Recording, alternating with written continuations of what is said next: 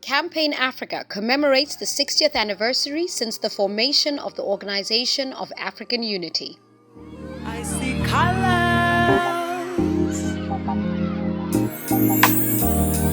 There's a rainbow up in the sky, shining bright. There's a rainbow up in the sky. There's a rainbow up in the sky, shining bright. There's a rainbow up in the sky. Come and see the selifikile, la lizwe la lilingiwe, kepali pinde lihlukanyiswe, ngeke liphinde sancela. You see we busy building us a nation lapha, futhi full of wonder, spectrum of light, breaking colors, black through white light, spinning rainbows straight from the... Every African individual has a duty to introspect and to make a conscious decision to do that which is in the best interest of the continent. And what is in the best interest of the continent? First of all, we've got to respect ourselves as Africans. We've got to exercise the ghost of low self-esteem, where we think that anything that emanates or is done in Africa is of a low quality. We must recognize that Africa, as a continent in her diversity, has human resources and natural resources that can help her to rise and be on a pedestal that makes her respected throughout the world. We must not apologize for being Africans. We must not allow the artificially created countries to divide us. We must not emphasize our Ghanaianness to the detriment of our Africanness. We must not emphasize our Kenyanness, our Tanzanianness. We must realize that those labels are recent and artificial. When we are that conscious, we'll be giving meaning to the words of the Osagyefo Kwame Nkrumah that Africa is born in us, and that we must leave that Africanness, because Africa is the cradle of human civilization. Thank you. There's a rainbow up in the sky, shining bright. There's a rainbow up in the sky. There's a rainbow up in the sky. The colonial project was a successful project. It took away our consciousness, took away our pride, with the consequence that in this continent we still define ourselves as Anglophone, we define ourselves as Francophone, we define ourselves as Lusophone, we are progressively beginning to define ourselves as Sinophone, sometimes even Arabophone.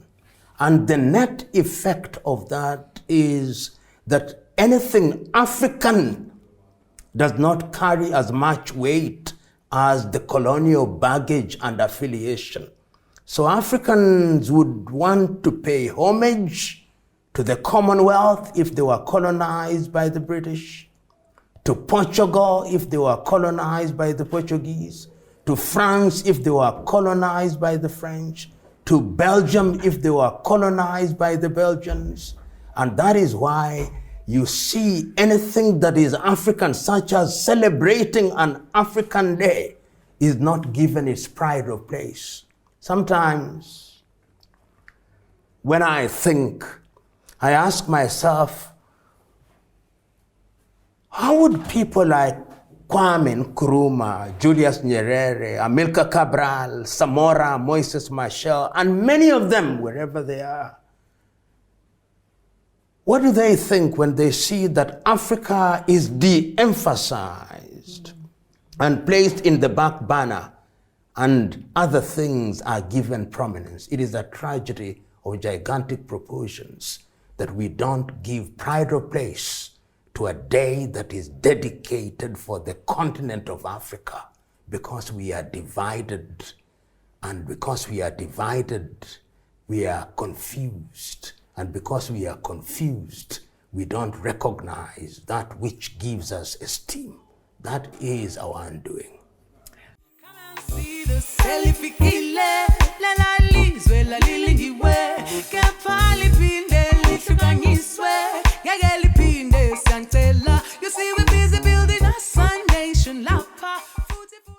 Something we cannot say that nothing is happening. Remember that the African Union was created in 1963 and will be 60 years in the month of May. And in the month of May, we'll be reminding ourselves what happened in Addis Ababa on the 23rd to the 25th days of May, when the 32 heads of states assembled in Addis Ababa. And it is true that we have, during that period, made many promises to ourselves, but we have underachieved. We have gone through many things: the Lagos Plan of Action, the Malabo Declaration, the Maputo Declaration, the Yamoussoukro Declaration, and all these declarations, the African Agenda 2063, all these things are good, but we could do better.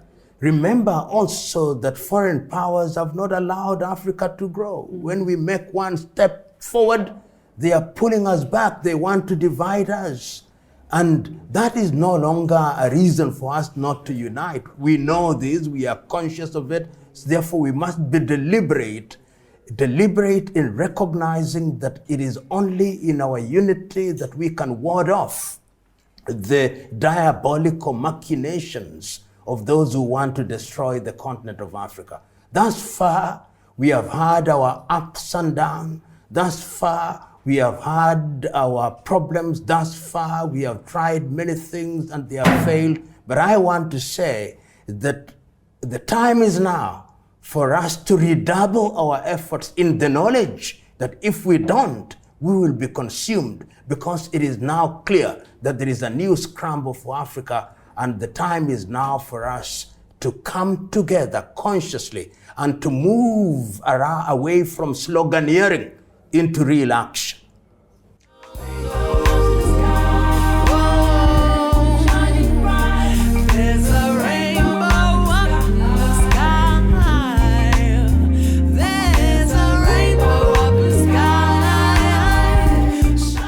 When I look at what happened, the Casablanca group was African unity now, and the Osagyefo was in front and was so passionate.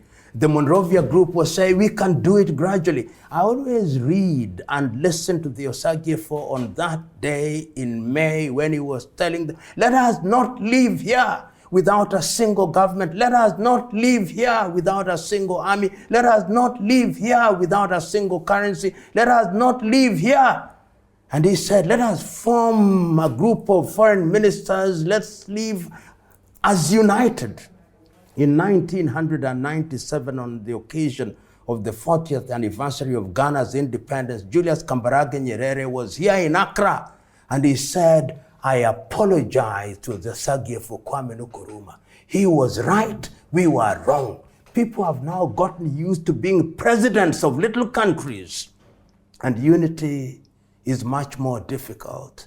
How I wish we had listened to the Osagyefo Kwame Nkrumah. How I wish that we had the Casablanca group win the day. How I wish that it was not the Organization of African Unity, but the United States of Africa. How I wish. But it can still be done. It's not going to be easy. It's a lot more difficult. It is a battle that we must fight, and fight it we will.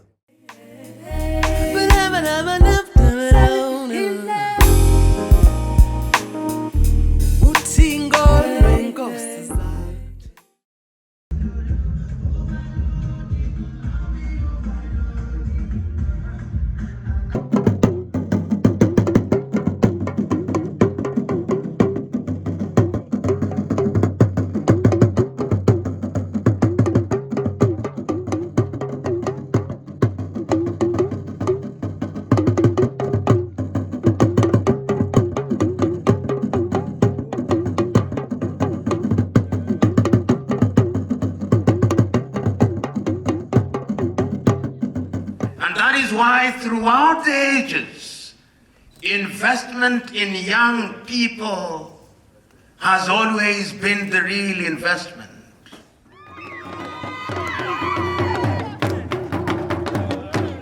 If Mother Africa is to be great again, it will be because of you.